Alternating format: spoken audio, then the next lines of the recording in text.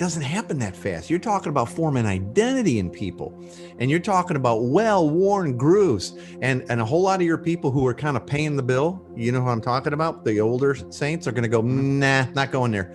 And so you're going to have to steel up, and you're going to have to tighten up your belt and pull up those big boy pants, It's true. The good news, though, is you can start small. Yeah. And we tell them it's going to start with you going on a disciple-making journey with your 12. So you're not doing it alone. Yeah. You'll be coached and you'll be mentored. And it's going to end up being, for you, it's going to take like you said, a big humility. It's hard for a church leader who's 10, 20 years into this to admit, like, maybe I've never really discipled anybody. Yeah, it is. But that is the beginning of a disciple-making movement.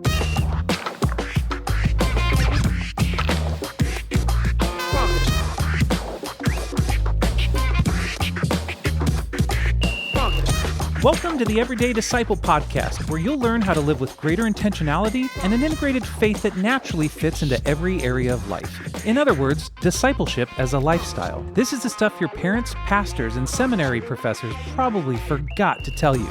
And now, here's your host, Caesar Kalinowski. Hey, how you doing? How's your week going? How's your year started out so far? We're a few weeks in. The new year seems to be chugging ahead. With or without us, I guess, right? How's those New Year's resolutions coming along? You getting that done? You lost all the weight you hoped to and grew taller and smarter? And did you bail on that stuff yet? I feel like, I think I shared with you, I don't really set a ton of, quote, resolutions, but I kind of dig goals and all that. But I'm actually a little ahead on certain goals. I hope to be to a certain, weight loss goal. Not got a ton to go, but I'd hope to, be certain places in my health and workout regimen and stuff like that by my birthday in May. And I'm a little ahead of the curve to get there. So I'm feeling pretty good about that. How about you? Hope that's going well. All right. Hey, today we're going to be diving into part 2 of my talk with Rob Wegner. And you'll hear more surprising and emerging trends in the church today as we head into a new and I think exciting future together, okay? But let me ask you first, did you register yet for the Everyday Disciple Challenge that's coming up? Right? It's the Future Church Edition. We're going to teach you how to make disciples in everyday life, how to give you a framework, how to do this with others. That thing's going to start on January 18th. And I'll be doing these live every day for about 40 minutes or so, live on Facebook. And I want you to join me for it, okay? There's daily live trainings. There's a worksheet each day. There's a little bit of homework each day. You do your homework, you get entered in to win some cool prizes, Amazon gift cards and books and things like that. Yeah, pretty cool, right? Quickly, let me just remind you what's going to be in the training. The first day, we're going to talk about what is discipleship, actually. Not everybody agrees on that, and I'm going to give you a definition and a working framework for discipleship that's going to change the way you make disciples of Jesus. It really will. Second day, we're going to go deep into understanding how our true identity changes motivations, our gospel identity, how it changes our motivations and sends us out on mission. That's super, super important. Otherwise, everything becomes new law to people. And like, that sounds exciting. I'll try it, but it ends up being do to be, right? Third day, we'll look at ordinary rhythms of life and how discipleship perfectly fits in. And I'll give you tons of resources and ideas on how to start living out your gospel identity in the normal rhythms of everyday life with people that are already in your life. And then day 4, we'll talk about how Jesus balanced his time and attention as he kind of moved acquaintances to disciples to mature disciples, right? And this will kind of give us how do we do this stuff? Where does this go? How do we go? Anyway, I hope you'll join me for that, and I hope you'll invite others to join you, like people from your church as part of your training or your people in your missional community or whatever, and then get together and discuss it, separately and see how do you apply it, right? You can register for free for all of that at everydaydisciple.com/challenge. All right, everydaydisciple.com/challenge. All right, so let's pick up the conversation I had with Rob Wegner. And remember, Rob is one of the founding leaders of the KC Underground, and they're this decentralized network of reproducing disciples, leaders, and micro churches. And they are going for it. Like, they are making disciples and helping people do that. He knows what he's talking about. And he starts to get pretty fired up here as we look at some more trends and things that we're seeing, good and bad, okay? And I get kind of fired up in here too, all right? So let's listen. All right, let me go to some other questions. Okay. Yeah. So we're talking trends going forward for the church, for the future church. What are you thinking? Good, bad, or indifferent? What kind of staffing changes and new arrangements are you seeing? And maybe a reshuffling of budget. Obviously, things change. What are you seeing when it comes to how a church is viewing or using staff? Great question. I think, for example, I had a conversation with a lead pastor yesterday, and I hope this is a trend toward the future. So again, Corona's been a reckoning, and it's led to them as a church re-embracing the mission of disciple making as the primary. But he also realizes, hey, I've got a church. About half of these folks are getting up there in years. There's probably only so far in the transition they're going to go. But I think I can help this church become a platform for another leader that can launch fresh, new micro expressions of the church. And so what he's doing is there's that humility I was saying, though. That takes a humble leader who says, it's all about God's glory and making disciples to fill the world with his glory. Oh my gosh. Keep going. Sorry. Yeah. No, I said the same thing to him. I said, you are so flat out inspiring to me. Like if there's 30,000 more church leaders like you in America, it would actually turn the tide. Yeah. It would turn the tide. If there was 5,000, bro. Yeah. No, you're right. I mean, you're right. Yeah. It wouldn't take that many. So basically, he's going to, he's secured. They had to go through a reevaluation of their staff. So there's some people that are not going to be coming back so that they have a salary so these fresh expressions can happen. And then that there's a budget for that person to work with. And for him, he's nearing the end of his run. This is what he wants to give his last run to, is to be able to help this church get whatever it can get better, 30, 40, 50% better in terms of disciple making, but then allow it to be a platform to launch a network of micro churches under the leader of another, younger leader who's gifted and called and equipped for that. And I'm actually really encouraged because I think if people that are leading prevailing model churches can look and say, okay, how do we help this expression of the church get 30, 40, 50% better in terms of disciple making, but also create space for like a Skunk Works. Oh yeah. Right. And then provide staffing and funding to run something that's basically parallel, but connected. And I do think that's a growing trend. And I think it's boy, I hope so. I know a lot of people are listening going, I'd love to do that, but I wouldn't have square one know how to start to lead something like that because that's not the kind of church I've led for 30 years or 20 years. You know what I mean? Yes. And that's not what my seminary's teaching, which is a whole nother layer of stuff we could maybe even get to. I didn't have written down to talk about today, but maybe how seminaries are also going to have to adapt and pivot and change. But anyway, keep going.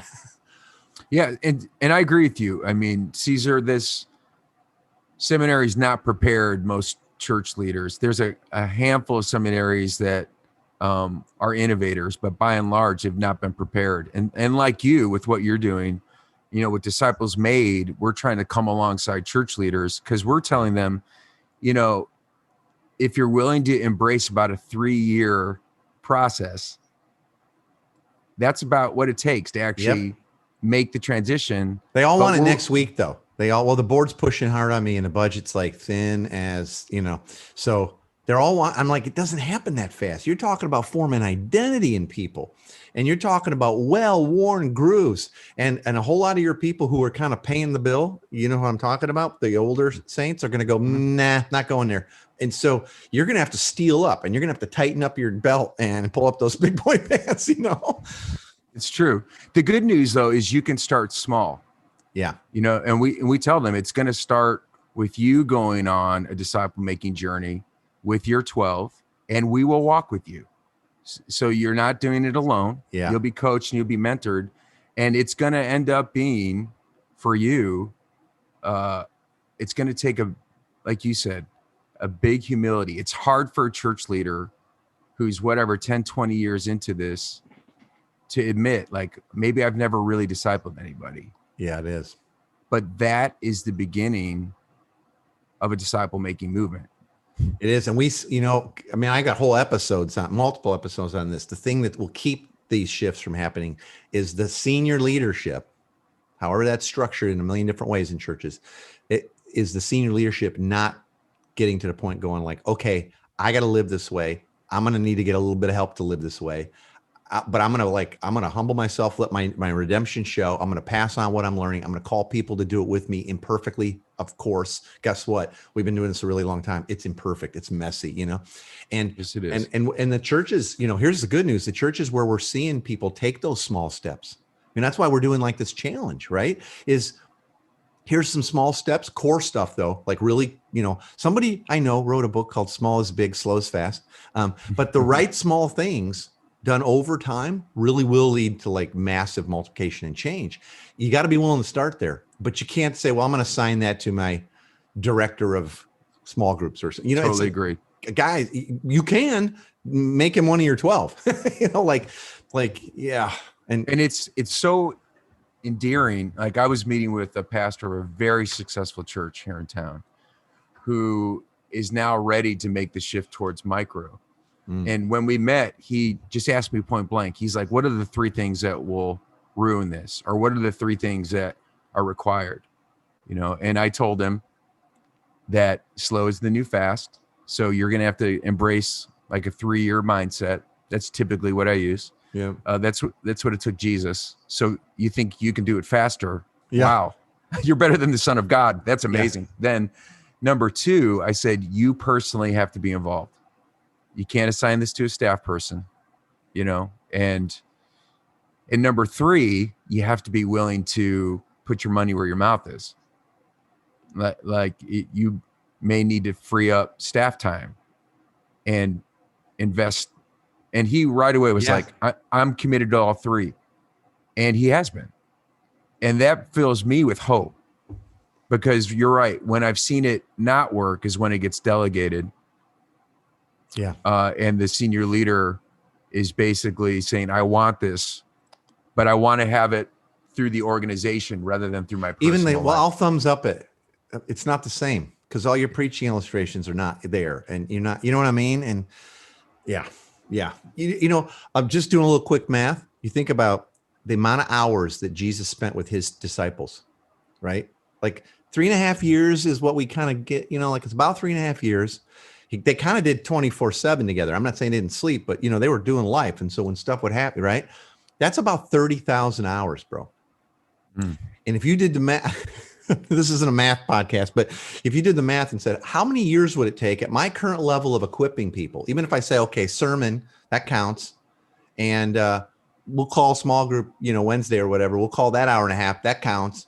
And then the equipping we've been doing on, once a month or once a quarter for a couple hours on a Saturday, it would take something like 180 years or something like that. You know what I mean? It's like, you know what I'm saying? And it still wouldn't even be life on life because it's kind of in a laboratory. It's kind of, you know what I mean? It's sitting in rows in silence or behind a desk taking notes or, it's like, do you just realize the sheer amount of, that's why saying 3 years, that's like pretty hopeful. Now we have the power that raised Christ from the dead now dwelling in us. So that's why, but that's the number we tell people, we used to say 2, it'll take you 2 years.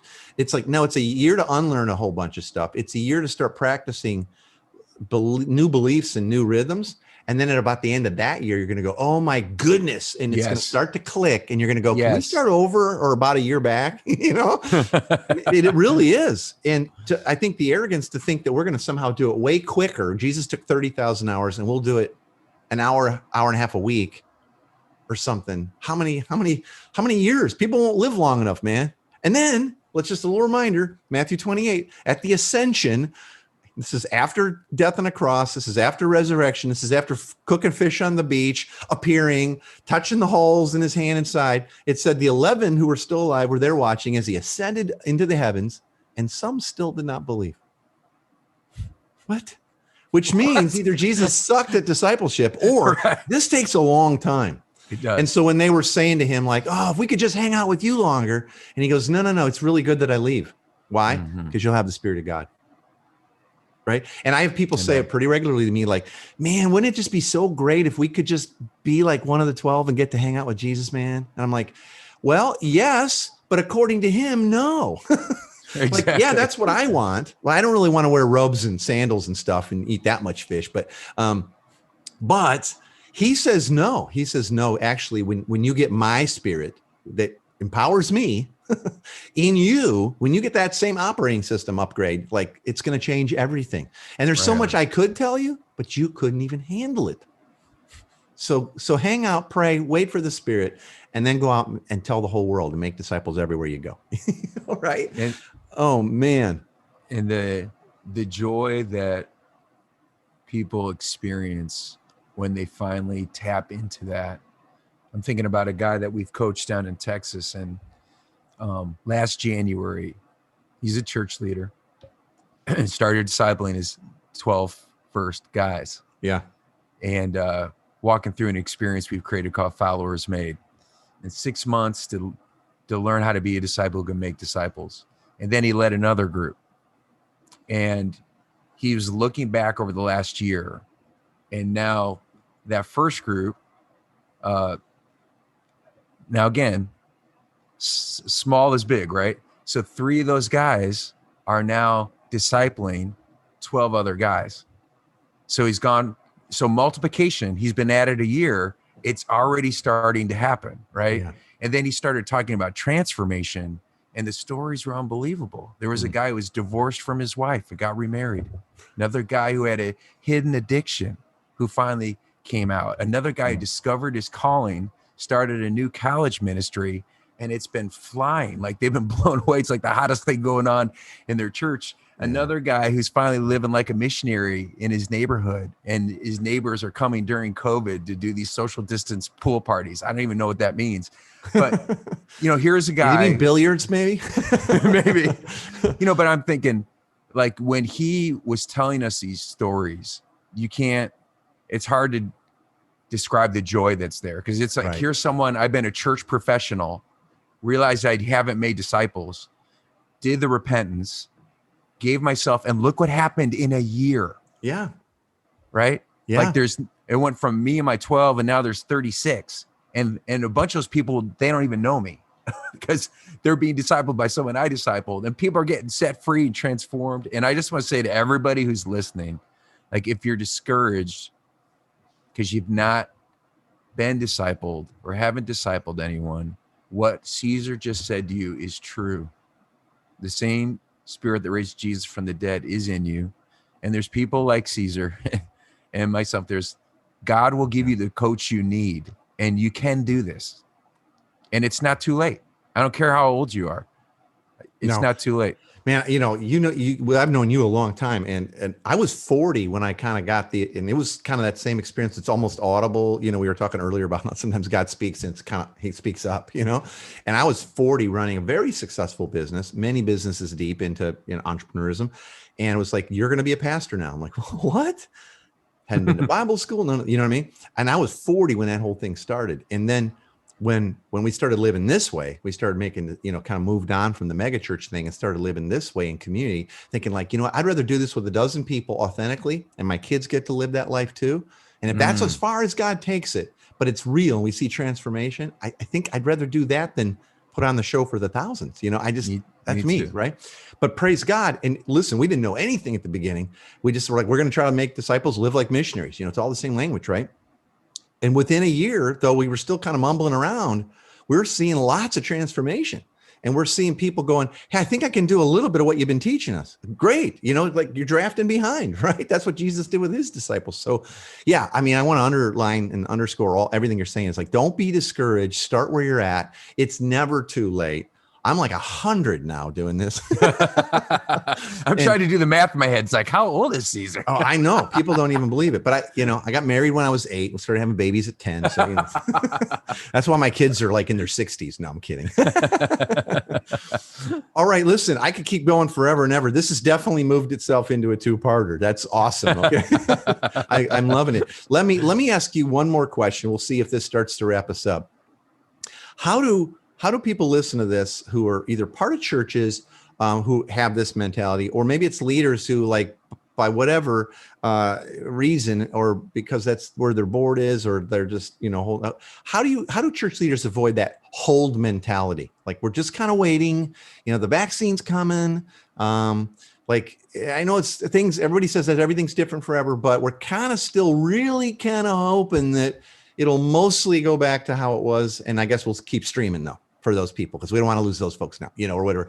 How do people avoid that hold and just wait mentality? I hope I'm not going to sound like a hard-nosed jerk here. Dude, your heart is so good. You're never gonna. I would look and say, how much more data and evidence do you need than what you've already had?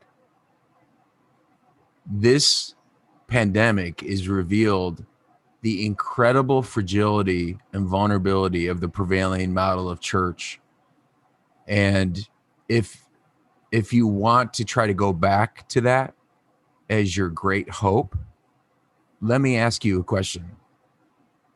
You think there isn't another storm coming? Because the storm came, and let's be honest, how did the current form of church do? How well did it do it? Making it through the storm. And the one thing we can learn from Jesus' message there at the end of the Sermon on the Mount is the storms are coming. Yeah. And ask yourself, is the change and the chaos slowing down, or is it increasing?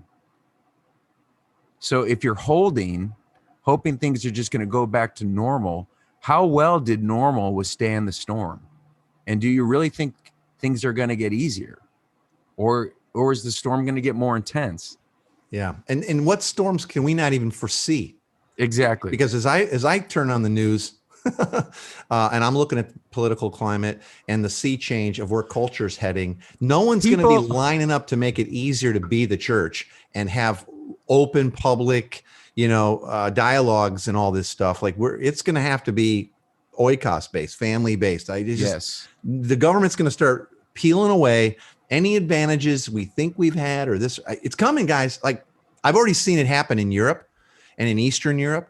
And it's changing, and they're like, oh, the end is near. And I'm like, it's going to be horrible for a little bit, and you're going to be stronger than ever. And it's yes. True, and it's true. But you can't imagine it. And I can't even tell you what those things are going to be. But you're absolutely right, Rob. The storms, there's more to come.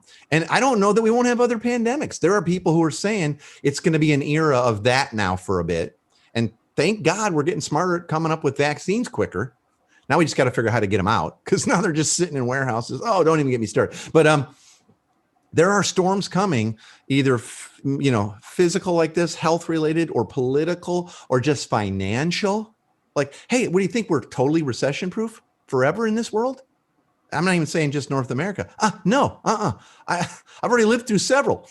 You know what I mean? Like, there is all kinds of stuff happening. And you're right. How much more proof do we need that? Like, look back. Each one of these is just chipped away at the model that wasn't making disciples, and producing great spiritual freedom and relational peace anyway. Yeah. Yeah. But it's like, can we just be honest that the model is extra biblical?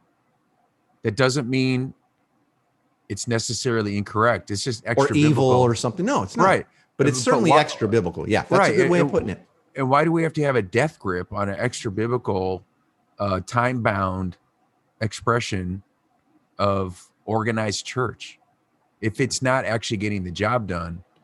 And so I guess if there's a church leader who's feeling that, I think what it goes back to is I'd ask you to just sit with Jesus and reflect on what is the source of your identity.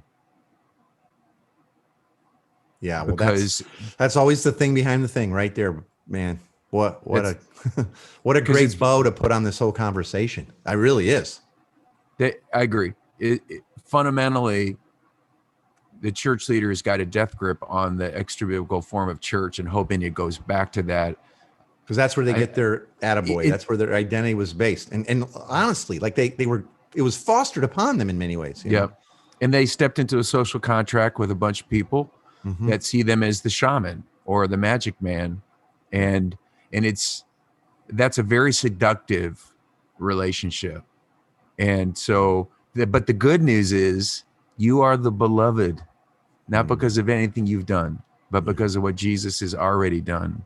And there's healing, there's transformation. You don't have to live in that insecure place. Yeah. Amen. Spiritual freedom and relational peace await you. It is for Amen. freedom that Christ has set us free. And and people don't believe it on the front end. They just, when you don't understand it, you go like, oh, that sounds so hard and messy. And it's like, listen, there's no going back. Once you kind of like start to believe your identity, and it's like you're not living we call it spiritual schizophrenic life, where you're like, I'm living my church life and then I'm living my regular life, like once you kind of, that dies, and you go like, hey, I'm all in. Like, we're living our identity. We're making disciples. It's part of our lifestyle. It is so freeing. Yes, because this whole battle in between time and who's in and who's out, and is this my time or that, and boundaries and all those things start to wash off. And you go, you know what? In the gospel, I'm completely free to live with an open home, and people can stop by as much as they want. And I'm just as free to go, hey, my wife and I are hanging out with the kids tonight. How about I catch you for breakfast? You know what I mean? It's like, exactly, you're just as free, but everybody, we all go to the like, oh my God, I can't even handle it now. It's like, you can't handle it now outside the power of the Spirit. But there again, back to what you were saying a little while ago, the power that raised Christ from the dead will never lead you further than he's willing to supply you. God always supplies what he calls. And he's called us very clearly to make disciples, fill the world with his glory that way. And so he will supply it. I'm telling you, the freedom awaits, brothers and sisters. Amen. It's true. That's my story, man. Yeah. And we've had such a similar journey in many ways. And I think it's part of what bonded our hearts and our friendship, brother. Thank you so much again, man, for being on here and just the depth of your wisdom. I hope everybody's hearing that and they're feeling that. Like, this is a good guy. And you kind of sounded a little jerky there for a second. No, I'm kidding. Well, I hate to be like, no, I'm kidding, the prophet man. with the end is near, but it's like, listen. No, I'm totally jagging with you. I'm totally jagging with you because I get to. Oh, anyway. Hey, listen, Rob, thank you so much. And I know that people are going to love this, and I'm glad it turned into a two-parter. And I can't wait to talk to you again real soon. And we'll pick up on this, and I'll pick your brain and your heart for some more cool stuff. All right. Sounds great. Thanks, brother. Wowzer. Does that turn your crank a little? Get you fired up to embrace the future as the church? Just knowing that our big worldwide family as a church is out there trying new things, trusting God, humbling ourselves to learn and be taught and grow, try out some new stuff, teach others. Oh, it's so cool. It's what I've given my life to. It's what Tina and I have given our life to and coach others to. I love it. And I love this conversation. All right, well, I want to get to our big three from our talk with Rob today. And I also want to say, if you're pumped up by this and you wish you were living in Kansas City, well, me too. Me too, okay? And if you're feeling like you want to be equipped to make disciples who make disciples in everyday life, I want to help you get started right away in your city with your family in church, all right? And so just a little reminder here, please join me for the Everyday Disciple Challenge, the Future Church Edition, okay? It's going to be starting up here real soon, January 18th, and it's all free. There's 4 days of equipping and training. If you say, oh, what time is it? I can't make all of them. I don't know. I'll send you a replay link. After you register, I'll have your email address. I'll send you out replay links. It'll all be good, okay? Just go to everydaydisciple.com/challenge and join me, and invite others to do the same thing, and join me in this Everyday Disciple Challenge, Future Church Edition, okay? everydaydisciple.com/challenge. It's all free. Okay, so here's the big three from today's talk with Rob. If nothing else, you don't want to miss these, all right? And as always, I'll send you a printable PDF of this week's big three as a free download if you just go to everydaydisciple.com/big three, and boom, we'll email it to you, all right? Here's the big three for this week. Don't miss these. First, church leaders who choose to lead others to embrace discipleship as a way of life will need to first humbly embrace this lifestyle anew for themselves and their families. Yeah, it's not just going to happen because you talk about it, right? It's going to take humility. And it can be scary to admit we don't know everything. But who does? Right? A lot of us weren't discipled in these ways in everyday life growing up. But God gives grace to the humble, and he'll lead you every step of the way if you ask him and step out in faith. He really will, I promise. We've We've had to step so far out off the ledge when God called us to do certain things, specifically connected to discipleship in everyday life. It had to be him that showed up because the results were nothing short of supernatural. Really, that'll be the same for you. All right, number 2, the power that raised Christ from the dead lives within us and will lead us into the future for God's glory. So many people feel too busy or too stressed to embrace a lifestyle of discipleship in community with others. And to that I say, well, you are, apart from the power of the Spirit. Remember, God always provides for that which he calls his people to. And he has clearly called and commanded us to make disciples in all of life. You can trust him. And third, slow is fast when it comes to learning new rhythms and introducing change. It really is. Slow is fast. It's never too late to get started, though. The opportunity to live the life that Jesus commanded us to live as disciples who make disciples flows out of our true gospel identity. And the future is now. It's always been true of us. So your future starts. Here we go. Go for it. Take others with you. And again, get registered for the Everyday Disciple Challenge. Invite your family and friends, your small group and leaders to join you and get started with a proven framework and tools that's working all over the world in every context. All right? everydaydisciple.com/challenge. Go there and you can register for free. I know you're going to want to do that, and I hope that you'll join me. Well, that's it for today. Next week, while I'm doing the Everyday Disciple Challenge, I'll be posting bonus episodes pretty much every day with each of the trainings that we're doing. So you can listen to them again as you drive around, go for a run, get your chores done. Don't think you don't want to register, though, because I got a lot of visuals and slides and things that I'm going to give you and links to download and all that. But I'm going to post the audio so you can kind of do refreshers on that. And, that way you just double dip a little bit, right? It's going to be a busy week. I'll talk to you soon. Thanks for joining us today. For more information on this show and to get loads of free discipleship resources, visit everydaydisciple.com. And remember, you really can live with the spiritual freedom and relational peace that Jesus promised every day.